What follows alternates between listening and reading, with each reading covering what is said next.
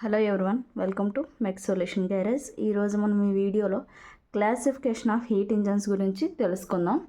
Okay, first heat engine can be broadly classified into two categories. Okay, internal combustion engines, external combustion engines. Internal combustion engines are those in which the necessary heat is produced inside the engine cylinder by combustion or burning of fuel.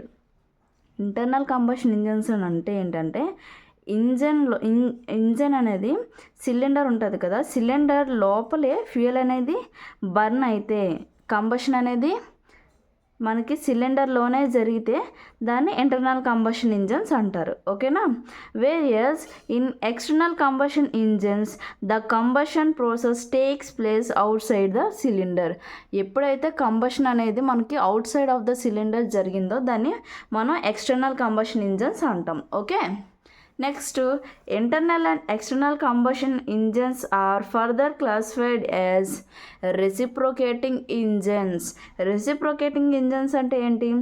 Petrol engines or diesel engines and steam engines, ఇవి reciprocating ఇంజన్స్కి examples అనమాట. Okay, rotary engines అంటే ఏంటి?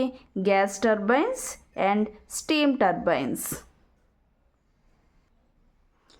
Okay, as compared to reciprocating engines, in rotary engines friction losses are minimum due to absence of reciprocating parts.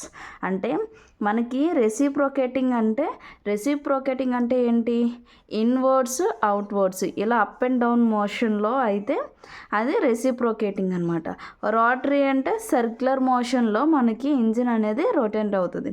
Okay, ఇప్పుడు రెసిప్రోకేటింగ్లో మనకి friction losses rotary ఇంజన్లో తక్కువ ఉంటాయి, ఎందుకంటే మనకి రెసిప్రోకేటింగ్ పార్ట్స్ ఉండవు. రెసిప్రోకేటింగ్గా ఉన్నదనుకో మనకి ఫ్రిక్షన్ లాసెస్ ఎక్కువ ఉంటాయి అన్నమాట, మనకు వచ్చే ఎఫిషియన్సీ తక్కువ వస్తుంది.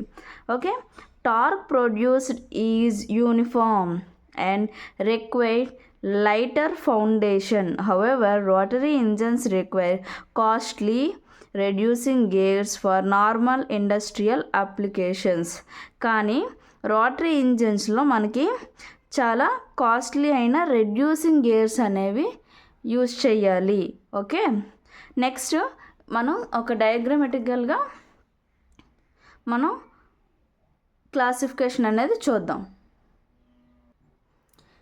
లైన్ డయాగ్రామ్ చూద్దాము. హీట్ ఇంజన్స్ అనేవి ఏంటి? టూ టైప్స్ కదా, internal combustion engines, external combustion engines. Internal combustion ఇంజన్స్లో కూడా సబ్ డివైడ్ అయ్యి ఉన్నాయి.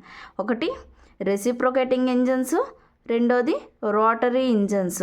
రోటరీ ఇంజన్స్ అంటే ఏంటి? Gas turbine. Okay, external combustion engines అంటే రెసిప్రోకేటింగ్ ఇంజన్స్ అంటే స్టీమ్ ఇంజన్స్. ఓకే, ఇంకోటి ఏంటి? రోటరీ ఇంజన్స్ అంటే స్టీమ్ టర్బైన్స్ అనేది రోటరీ ఇంజన్స్ కదా. ఓకే, నెక్స్ట్ మళ్ళీ రెసిప్రోకేటింగ్ ఐసీ రెసిప్రోకేటింగ్ ఇంజన్స్లో మళ్ళీ 3 ఇంజన్స్ సబ్ డివైడ్ అయ్యాయి. ఒకటి ఏంటి? Petrol engines, gas engines and diesel engines. ఓకేనా? ఇది ఒక లైన్ డయాగ్రామ్ అనమాట. ఇందులో చూపించిన ఎవ్రీథింగ్ ఈ రెసిప్రోకేటింగ్ స్టీమ్ ఇంజన్స్ అనేది ఒక లెసన్ ఉంటుంది అనమాట.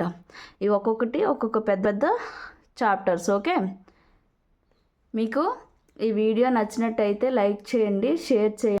Thank you from mech solution garage.